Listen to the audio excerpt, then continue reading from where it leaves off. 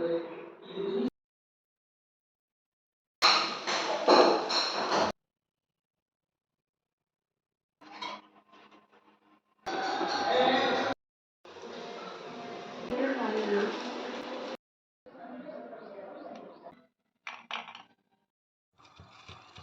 Friends, எல்லாருக்கும் வணக்கம்.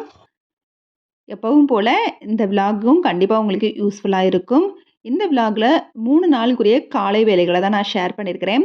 எப்படி வந்து டென்ஷனான நாளில் வந்து எந்த மாதிரி ஈஸியான சமையலை வந்து நம்ம செலக்ட் பண்ணுறோம், அதே சமயத்தில் அந்த சாப்பாட்டில் கொஞ்சமாவது வந்து ஹெல்த்தி இருக்கணும் அப்படிங்கிற மாதிரி பிளான் பண்ணி தான் நம்மளோட சமையல் இருக்கணும்.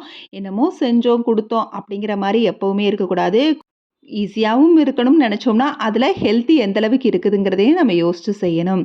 ஸோ வீடியோக்குள்ளே போகிறதுக்கு முன்னாடி என்ன வீடியோ பிடிச்சிருந்தா கண்டிப்பாக லைக் பண்ண மறந்துடாதீங்க. நீங்கள் கொடுக்குற ஒவ்வொரு லைக்கும் எனக்கு ரொம்பவே மோட்டிவேட் பண்ணுற மாதிரி இருக்கும். அண்ட் உங்கள் ஃப்ரெண்ட்ஸ் அண்ட் ஃபேமிலிக்கும் ஷேர் பண்ணுங்கள். மறக்காமல் நம்ம சேனலையும் சப்ஸ்கிரைப் பண்ணுங்கள். வாங்க வீடியோக்குள்ளே போகலாம். ஃபஸ்ட் டேவுக்குரிய விலாக் தான். மார்னிங் எப்பவும் போல் நான் ஹெல்த்தி ட்ரிங்க் வந்து எடுத்துக்கிட்டேன். இன்றைக்கி வந்து பட்டை புதினா போட்ட வாட்டர் தான் வந்து எடுத்துக்கிட்டேன். அதுக்கப்புறம் கொஞ்சம் நேரம் வந்து ஒர்க் அவுட் பண்ணுவேன். இப்போ ரீசெண்ட் டேஸாக தான் இந்த மாதிரி பண்ணிகிட்ருக்கேன், ஃபாலோ பண்ணிகிட்ருக்கேன் ரெகுலராக. ஸோ அதெல்லாம் முடிச்சுட்டு நெல்லிக்காய் ஜூஸும் எடுத்துக்கிட்டேன். நைட்டே வந்து சுண்டல் பயிரை வந்து ஊற வச்சுருந்தேன், கருப்பு சுண்டல். ஸோ மார்னிங் பிரேக்ஃபாஸ்ட்டுக்கு எடுக்கிறதுக்காக கொஞ்சம் என்னோடய ஹெல்த்லேயும் கான்சியஸாக இருப்போமே. நம்ம ஹெல்த்தியாக இருந்தால் தான் நம்மளோட ஃபேமிலியை நம்மளால் நல்லா பார்த்துக்க முடியும். ஸோ அதுக்காகவே கொஞ்சம் டயட் கான்சியஸை கொண்டு வந்துட்டேன். ஸோ இன்றைக்கி லஞ்சுக்கு சூப்பரான ஒரு ரெசிபி தான். குழந்தைங்களுக்கு ரொம்பவே பிடிக்கும். எக் ரைஸும் அதுக்கு சைடிஷாக காலிஃப்ளவர் ஃப்ரையும் தான். 65 மாதிரி நல்லா கொதிக்கிற தண்ணியில் காலிஃப்ளவரை போட்டு கொஞ்சமாக மஞ்சளும் உப்பு போட்டு ஸ்டவ் ஆஃப் பண்ணிட்டேன். ஒரு 2 நிமிஷம் அது வந்து கொதிச்சா போதும். அதுக்கப்புறம் அதை ஸ்ட்ரெயின் பண்ணிவிட்டு அதில் 65 பொடி, கொஞ்சம் கடலை மாவு, கொஞ்சம் கார்ன்ஃப்ளவர் போட்டு நல்லா பரட்டி வச்சுருக்கிறேன்.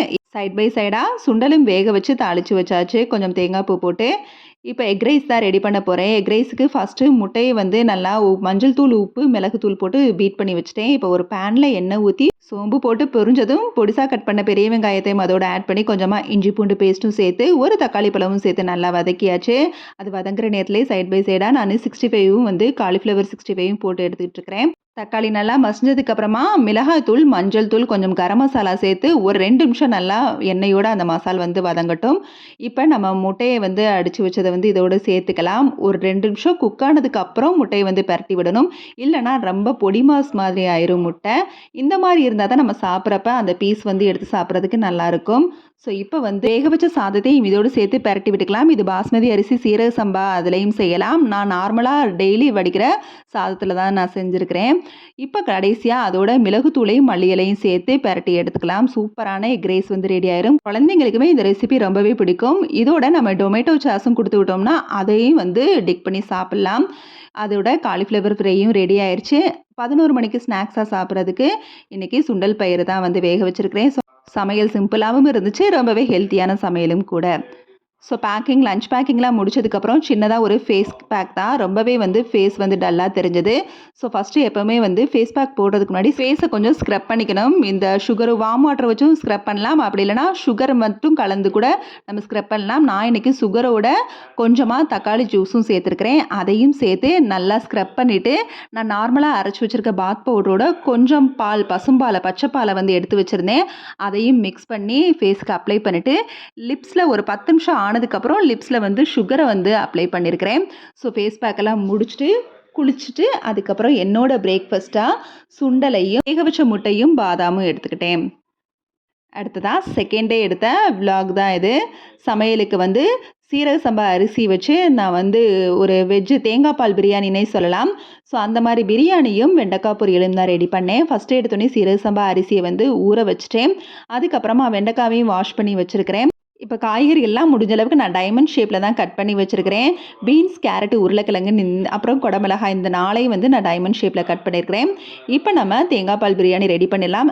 இந்த ரெசிபி ஆல்ரெடி நான் ஒரு வீடியோவில் ஷேர் பண்ணியிருக்கிறேன். ரொம்பவே சிம்பிளாகவும் சமைச்சிடலாம். ரொம்பவே டேஸ்ட்டாகவும் இருக்கும், ஹெல்த்தியும் கூட. குக்கரில் நெய்யும் எண்ணெயும் சேர்த்து சோம்பு போட்டு அப்புறம் பிரியாணி இலையும் சேர்த்து நல்லா வதக்கி விட்டுட்டு பெரிய வெங்காயம் நீளவாக்கில் கட் பண்ணது, இஞ்சி பூண்டு பேஸ்ட்டு, தக்காளி, காரத்துக்கு பச்சை மிளகாய் மட்டும்தான், எந்த மசாலும் சேர்க்க போகிறதில்ல. பச்சை மிளகாயையும் சேர்த்து அப்புறம் காய்கறிகளையும் சேர்த்து உப்பு, கரம் மசாலா மட்டும் சேர்த்து நல்லா கலந்து விட்டு ஒரு 2 நிமிஷம் கழித்து அரிசி சேர்த்துக்கலாம். அதுக்குள்ளே தேங்காய் பாலும் வந்து ரெடி பண்ணிட்டேன். இந்த ரெசிபிக்கு இது கூடுதல் டேஸ்ட் கொடுக்கும். இப்போ மல்லி இலையும் புதினா இலையும் சேர்த்து அரிசியையும் வந்து சேர்த்து பரட்டி விட்டுக்கலாம். பிரியாணி செய்ய போகிறதா, அதாவது எந்த வெரைட்டி ரைஸ் குழையாமல் வரணும்னாலும் ஃபஸ்ட்டு அரிசியை போட்டு பரட்டி விட்டு அப்புறமா தான் தண்ணி சேர்க்கணும். இப்போ தேங்காய் பாலோட எக்ஸ்ட்ரா 1 டம்ளர் தண்ணியும் சேர்த்துருக்கிறேன். 1 கப் அரிசிக்கு 2 கப் அளவு தண்ணீர்னு.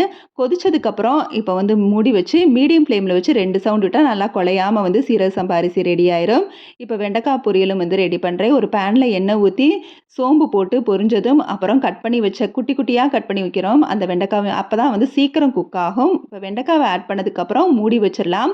இப்போ ஒரு 2 நிமிஷம் கழித்து அதை பரட்டி விட்டோம்னா அது வந்து ரொம்பவே இந்த மாதிரி பிசின் பிசினாக வந்துச்சு அப்படின்னா கொஞ்சம் லெமனை வந்து ஆட் பண்ணலாம். சில வெண்டைக்காய்லாம் ரொம்ப வந்து இந்த மாதிரி ஜெல்லி மாதிரி வரும். ஸோ அதில் வந்து லெமனை ஆட் பண்ணிட்டோம்னா ஈஸியாக அந்த பிசின் வர்றது ஸ்டாப் ஆயிரும். அதுக்கப்புறம் உப்பும் மஞ்சள் தூள் மிளகாய் தூளையும் சேர்த்து நல்லா பரட்டி விட்டுட்டு இது வந்து ஒரு 1/4 மணி நேரத்தில் ரெடி ஆயிரும். பரட்டி விட்டுட்டு கொஞ்சம் நேரம் மூடி விட்டு அப்பப்போ வந்து வதக்கி விட்டுக்கோங்க. இப்போ சைட் பை சைடாக இங்கே சாப்பாடு ரெடி ஆயிடுச்சு. பார்த்தீங்கன்னா தெரியும், நல்லா குழையாமல் நல்லா உதிரி உதிரியாக வந்திருக்குது. சூப்பரான தேங்காய் பால் பிரியாணி ரெடி ஆயிடுச்சு. இங்கே வெண்டைக்காய் பொரியலுமே சூப்பராக வந்து குக்காகி வந்துருச்சு. இது வந்து நல்லா இந்த மாதிரி இரும்பு பேனில் வச்சாதான் நல்லா ரோஸ்ட் பண்ண மாதிரி வரும். இது 11 மணிக்கு கொடுக்கறதுக்காக நான் வந்து நீர்மோர் தான் ரெடி பண்ணுறேன். எப்போவுமே நீர்மோர் வந்து இந்த வெயில் காலம் ஆரம்பித்தாலே குழந்தைங்க நம்ம எல்லாருமே எடுத்துக்கிறது ரொம்ப நல்லது. ப்ளைன் மோராக கொடுக்கறதுக்கு பதிலாக சீரகம், பச்சை மிளகாய், கருவேப்பிலை, மல்லி இலை, கொஞ்சமாக உப்பு போட்டு நல்லா தண்ணி ஊற்றி நம்ம கலந்து விட்டுட்டு நம்ம கொஞ்சம் வந்து வெந்தயம் போட்டுட்டோம்னா அது வந்து ஒரு 1 மணி 11 மணி போல் குடிக்கிறப்ப நல்லாவே ஊறி வந்திருக்கும். இது எழுந்ததுமே வந்து நம்ம செஞ்சு ரெடி பண்ணி வச்சிடணும். நான் இன்றைக்கி கொஞ்சம் லேட் ஆயிடுச்சு. Second day lunch box recipe சூப்பராக ரெடி ஆயிடுச்சு. ஸ்நாக்ஸுக்கு வந்து டேட்ஸ் தான் வச்சு விட்டுருக்கிறேன். சூப்பரான ஹெல்த்தியான ஒரு லஞ்ச் பாக்ஸ் ரெசிபி தான்.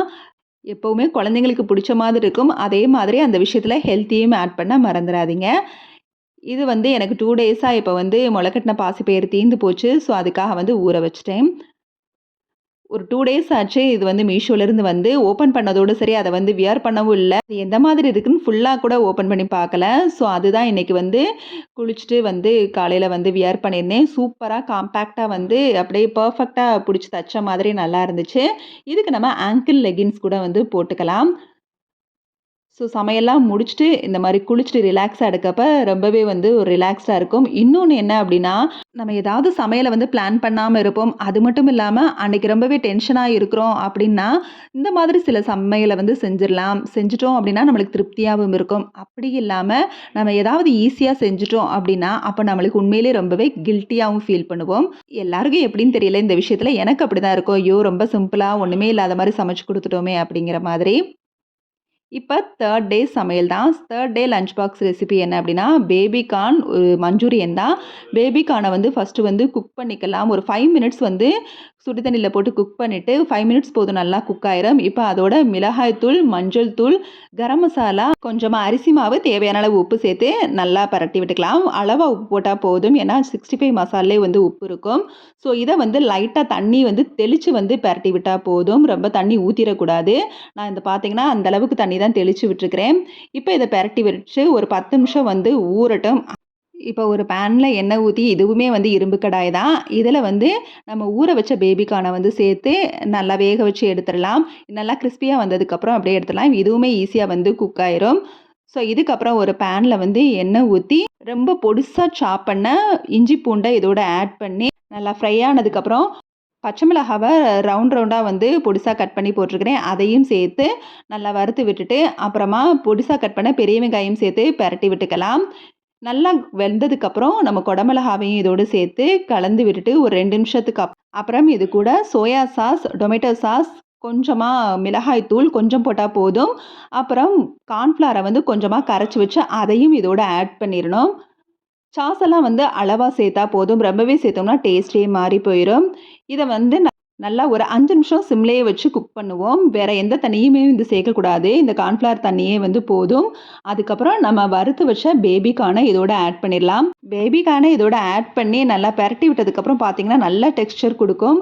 பார்க்கவே ரொம்பவே வந்து ஆசையா இருக்கும். ஒரு ஹோட்டல் ஸ்டைல் வந்து மஞ்சூரியன் தான் இது. இத வந்து சிக்கன், அப்புறம் காலிஃப்ளவர் இதெல்லாம் வச்சும் செய்யலாம். எக் மஞ்சூரியன் கூட இந்த மாரி செய்யலாம். கடைசியா இதோட கசூரி மேத்தியை வந்து ஆட் பண்ணியிருக்கிறேன். பேபி கார்ன் போட்டதுக்கப்புறம் ஒரு 2 நிமிஷம் சிம்லயே வந்து அந்த மசாலாவோட குக் ஆனதுக்கப்புறம் கடைசியா கசூரி மேத்தி சேர்த்து ஸ்டவ் ஆஃப் பண்ணிக்கலாம்.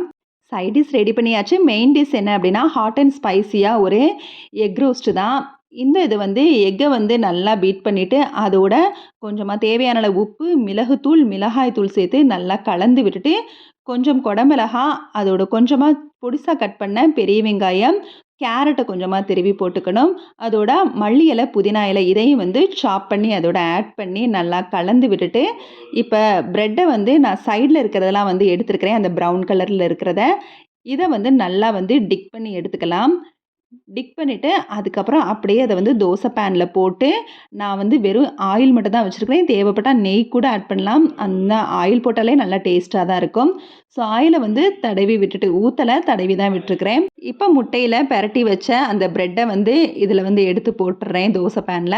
பிரெட் எல்லாத்தையும் சேர்த்ததுக்கப்புறம், அந்த முட்டை கலவை வந்து எல்லா பிரெட் மேலேயும் வந்து கொஞ்சம் கொஞ்சமா ஊத்தி ஊத்தி விட்டு, நல்லா பெரட்டி எடுத்துட்டோம்னா, சூப்பரான ஹாட் அண்ட் ஸ்பைசியான ஒரு பிரெட் ரோஸ்ட் வந்து ரெடி ஆயிரும். இது வந்து சூப்பரா குழந்தைங்களுக்கும் பிடிக்கும். மிச்சம் வைக்காம சாப்பிட்டுருவாங்க. அதே மாதிரி ஹெல்த்தியும் கூட. ஃபில்லிங்கா இருக்குமான்னு கேட்டிங்கன்னா, கண்டிப்பா ஃபில்லிங்கா இருக்கும். ஏன்னா, அதோட பேபிகார்ன் மஞ்சூரியனும் நம்ம ரெடி பண்ணி வச்சிருக்கிறேன். 11 மணி போல சாப்பிடுறதுக்கு வெள்ளரிக்காவும், நீர்மோரும் வச்சிருக்கிறேன். சூப்பரான 3 டே லஞ்ச் பாக்ஸ் ரெசிபி ரெடி ஆயிருச்சு.